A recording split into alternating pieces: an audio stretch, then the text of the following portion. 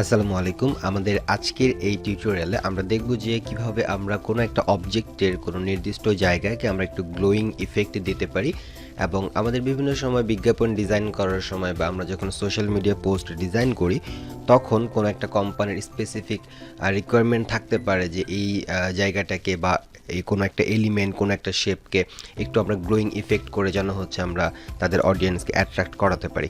তো ঠিক একই রকমের একটা কাজ আমরা এখানে এই ইমেজের মাধ্যমে করতে পারবো। যেমন এখানে কিন্তু হচ্ছে একটা ইমেজ আছে যেখানে হচ্ছে আমাদের জুতাটা হচ্ছে নাইকি ব্র্যান্ডের। তো এই নাইকি ব্র্যান্ডের যে লোগোটা আছে নর্মালি সেই লোগোটাকে হচ্ছে আমরা এখানে একটু গ্লোয়িং ইফেক্ট দিয়ে একটু গ্লো করে দেখানোর চেষ্টা করব। সো সেটা করার জন্য প্রথমত আমরা ইমেজটাকে তো ওপেন করলাম। ওপেন করার পরে আমাদের প্রথমত যেই জায়গাটাকে আমরা গ্লো দেখাতে চাচ্ছি সেই জায়গাটাকে আমাদের সিলেক্ট করতে হবে। আমাদেরকে পেন টুল দিয়ে সিলেক্ট করতে হবে কিংবা অন্য যে কোনো টুল যদি আমরা ব্যবহার করতে চাই সেটাও করতে পারি। তবে যেহেতু পেন টুল দিয়ে আমাদের সবথেকে ভালো সিলেকশন নেওয়া সম্ভব হয়, সুতরাং আমরা এখানে পেন টুলটাকে ব্যবহার করব।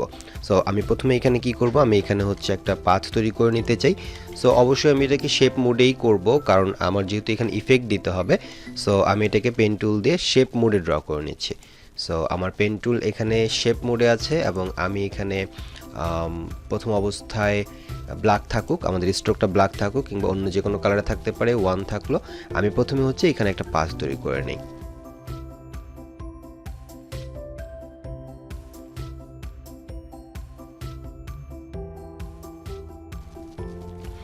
সো এখানে যখন আমাদের পাথটা তৈরি হয়ে যাবে তখন আমরা এটাকে কোনো একটা কালারে কনভার্ট করে দিতে পারি।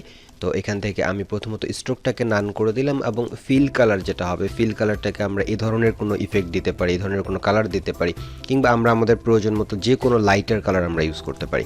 সো আমি এখানে এই কালারটা ইউজ করতে পারি, অথবা আমি এখান থেকে যদি কোনো কালার চেঞ্জ করে নিতে চাই তাহলে আমি এখান থেকেও কিন্তু যে কালারগুলো আছে আমার এখান থেকে যে কালারগুলো আছে সেগুলোও কিন্তু আমি ইউজ করতে পারি। যেমন আমি এই কালারটাকে ইউজ করতে পারি, এটা একটা লাইট কালার। সো এটাকেও আমরা সিলেক্ট করতে পারি এবং এখন আমরা একটার কাজ যখন হয়ে যাবে এরপরে দেন হচ্ছে আমরা এটারও কাজ সেম একইভাবে আমরা একটু পাথ করে নিব।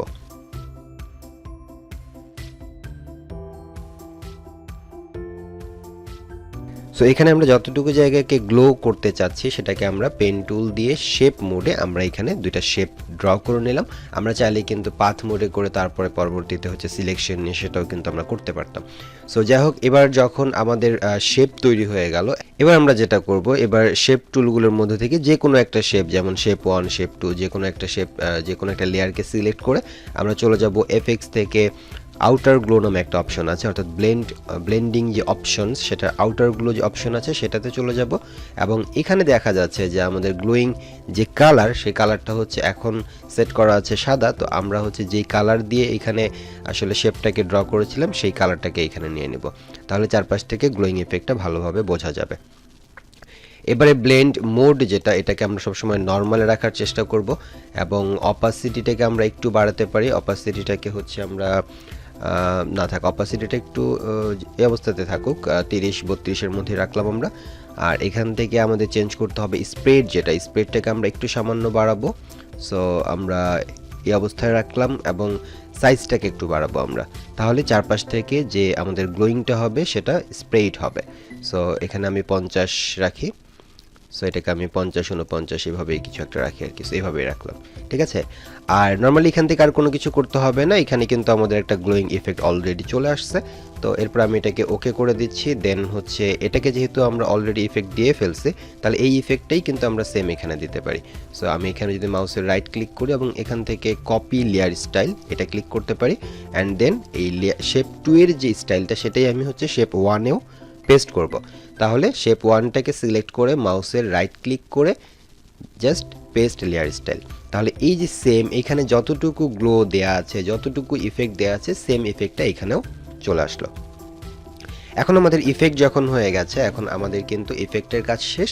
তবে যখন আপনি একটা অবজেক্টের মধ্যে এরকম ইফেক্ট দিবেন, একটু গ্লো করবেন, তখন অবশ্যই সেই গ্লোটার একটা রিফ্লেকশন হবে। আসলে একটা কাজ করার সাথে সাথে সেটাকে কিন্তু রিয়েলিস্টিক কাজে কনভার্ট করতে হয়, তাই না? তো আমাদের এখানে যখন এই জুতার মধ্যে এই জায়গাটাতে যখন একটা গ্লোয়িং ইফেক্ট পড়বে তখন অবশ্যই সেই ইফেক্টটা যে রিফ্লেকশন সেটা আমাদের এই বেসে বা হচ্ছে আমাদের এই রাস্তার মধ্যে কিন্তু পড়ার কথা। তো সেটা আমরা কিভাবে করতে পারি, খুবই সিম্পল। আমরা ব্রাশ টুলে যাই, ব্রাশ টুল থেকে আমরা এটা ওভারলেতে থাকতে পারে, ওভারলেতে রাখি আপাতত, এবং আমাদের ফরগ্রাউন্ডের কালারটা চেঞ্জ করে নিলাম। যেই কালারটা এখানে আমরা গ্লো দিচ্ছি সেই কালারটাকে নিয়ে নিলাম, এবং এখান থেকে আমি যেটা করব এই যে ইমেজের যে লেয়ারটা সেটাকে আমি সিলেক্ট করলাম, কিংবা আমি চাইলে নতুন কোনো লেয়ারও সিলেক্ট করতে পারি। এবার আমি এটাকে একটু বড় করে নেই, এবং এখান থেকে আমাদের যে ব্রাশ সেই ব্রাশগুলো, নর্মাল যে ব্রাশগুলো আছে, জেনারেল যে ব্রাশ, সেই ব্রাশটাকে সিলেক্ট করলাম। আমাদের এখান থেকে ব্রাশ সাইজটাকে একটু ছোট করে দেই। ওকে, ব্রাশ সাইজটাকে আমরা ছোট একটু মাঝামাঝি রাখি, এটা এই অবস্থা রাখতে পারি, হার্ডনেস 0 থাকবে। আচ্ছা, আমি এটাকে আরেকটু বাড়িয়ে দিই। আমি যদি এইখানে জাস্ট হচ্ছে এই যে এই জায়গাটাতে একটা ইফেক্ট পড়তে পারে, এটার হচ্ছে যে রিফ্লেকশনটা এখানে পড়তে পারে, এটার জন্য এখানে পড়তে পারে, রাইট? সো এই যে দেখা যাচ্ছে, এবং অপাসিটি আমাদের কম থাকার কারণে অনেক হালকা আসতেছে। তো আমরা যদি আরেকটু বাড়াতে চাই, অপাসিটি এখান থেকে আমরা একটু ইনক্রিজ করে দেবো। এবার যদি দেখা যাক, এবার আমরা যখন ক্লিক করব তখন কিন্তু এটার রিফ্লেকশনটা বেশ ভালোভাবেই পড়বে। আমরা আরেকটু বড় করতে পারি চাইলে, আমার মনে হয় একটু বড় করলে ভালো লাগবে। সো এই যে একটু আমরা বড় করে দিলাম, এই যে এখানে এটা বড় করে দিলাম। তাহলে সেমভাবে কি হচ্ছে যে আমাদের এই অবজেক্টের মধ্যেও একটা গ্লোয়িং ইফেক্ট আসছে, পাশাপাশি সেটা রিফ্লেকশন কিন্তু হচ্ছে আমাদের মাটিতে দেখা যাচ্ছে। তাহলে এটার একটা রিয়েলিস্টিক ফিল আমরা কিন্তু পাচ্ছি।